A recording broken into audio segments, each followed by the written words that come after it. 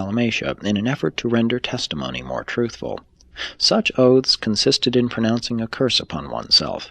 Formerly, no individual would testify against his native group. Crime was an assault upon the tribal mores. Sin was the transgression of those taboos which enjoyed ghost sanction, and there was long confusion due to the failure to segregate crime and sin. Self-interest established the taboo on killing. Society sanctified it as traditional mores, while religion consecrated the custom as moral law, and thus did all three conspire in rendering human life more safe and sacred. Society could not have held together during early times had not rites had the sanction of religion. Superstition was the moral and social police force of the long evolutionary ages.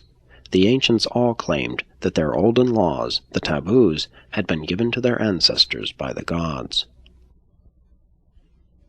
Law is a codified record of long human experience, public opinion crystallized and legalized. The mores were the raw material of accumulated experience out of which later ruling minds formulated the written laws. The ancient judge had no laws. When he handed down a decision, he simply said, "It is the custom." Reference to precedent and court decisions represents the effort of judges to adapt written laws to the changing conditions of society. This provides for progressive adaptation to altering social conditions, combined with the impressiveness of traditional continuity. Property disputes were handled in many ways, such as 1. By destroying the disputed property. 2. By force, the contestants fought it out. 3. By arbitration, a third party decided. 4. By appeal to the elders, later to the courts. The first courts were regulated fistic encounters. The judges were merely umpires or referees. They saw to it that the fight was carried on according to approved rules. On entering a court combat, each party made a deposit with the judge to pay the costs and fine after one had been defeated by the other. Might was still right. Later on, verbal arguments were substituted for physical blows. The whole idea of primitive justice was not so much to be fair as to dispose of the contest, and thus prevent public disorder and private violence. But primitive man did not so much resent what would now be regarded as an injustice. It was taken for granted that those who had power would use it selfishly. Nevertheless, the status of any civilization may be very accurately determined by the thoroughness and equity of its courts and by the integrity of its judges. 12. Allocation of civil authority. The great struggle in the evolution of government has concerned the concentration of power.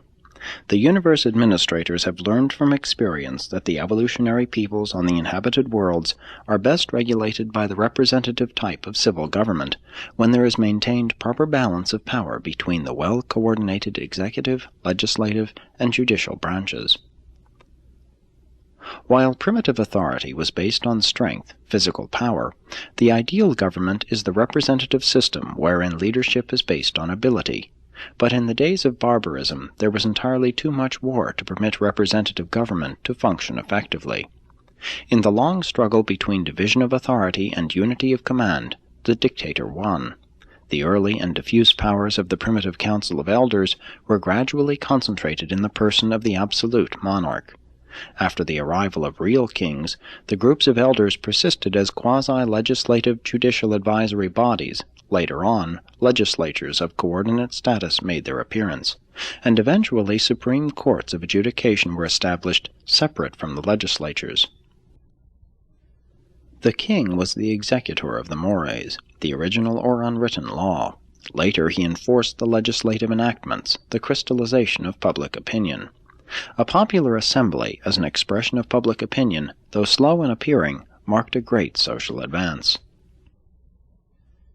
The early kings were greatly restricted by the mores, by tradition or public opinion.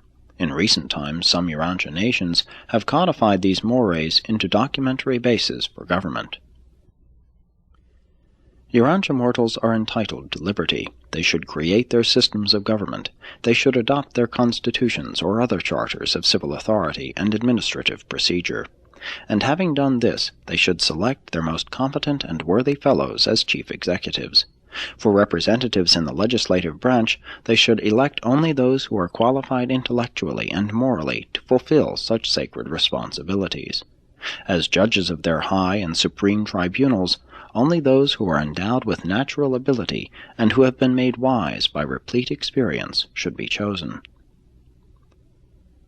If men would maintain their freedom, they must, after having chosen their charter of liberty, provide for its wise, intelligent, and fearless interpretation to the end that there may be prevented 1. The usurpation of unwarranted power by either the executive or legislative branches. 2. Machinations of ignorant and superstitious agitators. 3. Retardation of scientific progress. 4. Stalemate of the dominance of mediocrity. 5. Domination by vicious minorities.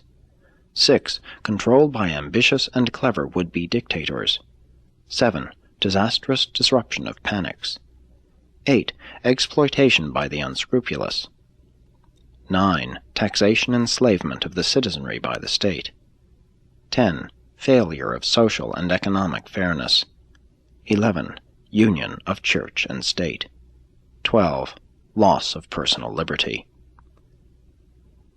These are the purposes and aims of constitutional tribunals acting as governors upon the engines of representative government on an evolutionary world.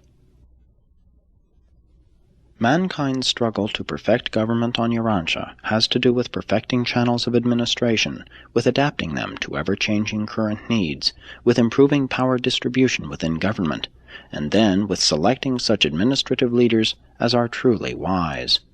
While there is a divine and ideal form of government, such cannot be revealed, but must be slowly and laboriously discovered by the men and women of each planet throughout the universes of time and space.